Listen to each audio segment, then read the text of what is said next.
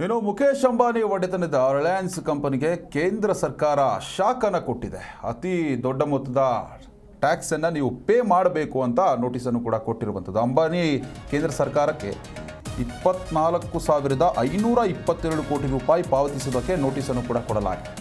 ಇನ್ನು ಪೆಟ್ರೋಲಿಯಂ ಮತ್ತು ನೈಸರ್ಗಿಕ ಸಚಿವಾಲಯ ರಿಲಯನ್ಸ್ ಇಂಡಸ್ಟ್ರೀಸ್ ಲಿಮಿಟೆಡ್ ಮತ್ತು ಅದರ ಪಾಲುದಾರರ ಮೇಲೆ $2.81 ಬಿಲಿಯನ್ ಡಿಮ್ಯಾಂಡ್ ನೋಟಿಸನ್ನು ಜಾರಿ ಮಾಡಿದೆ.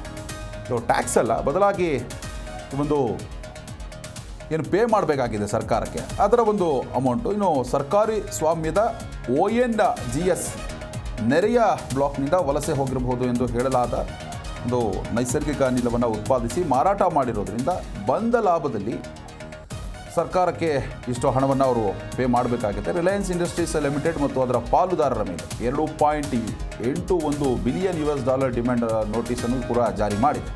ಇನ್ನು ದೆಹಲಿಯ ಹೈಕೋರ್ಟ್ನ ಇತ್ತೀಚಿನ ವಿಭಾಗೀಯ ಪೀಠದ ತೀರ್ಪಿನ ಬಳಿಕ ಈ ಒಂದು ಆದೇಶವನ್ನು ಹೊರಡಿಸಲಾಗಿದೆ.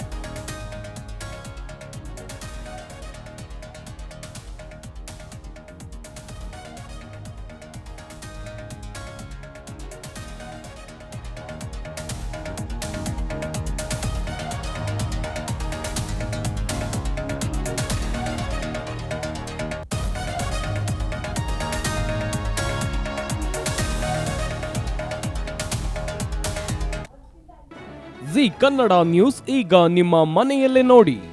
ಎಲ್ಲ ಕೇಬಲ್ಗಳಲ್ಲಿ ಈಗ ಲಭ್ಯ.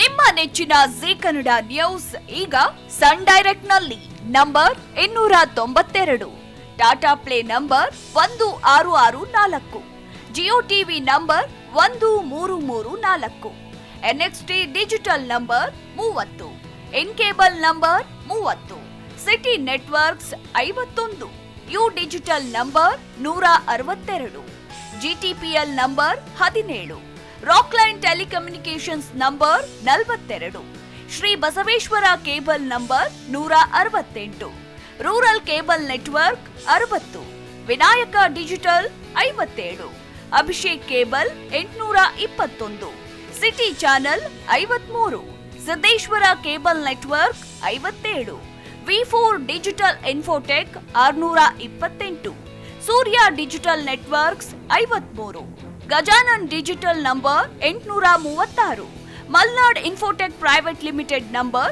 56, Metrocast number 830, Victory digital number 167ರಲ್ಲಿ ನೋಡಿ ಆನಂದಿಸಿ.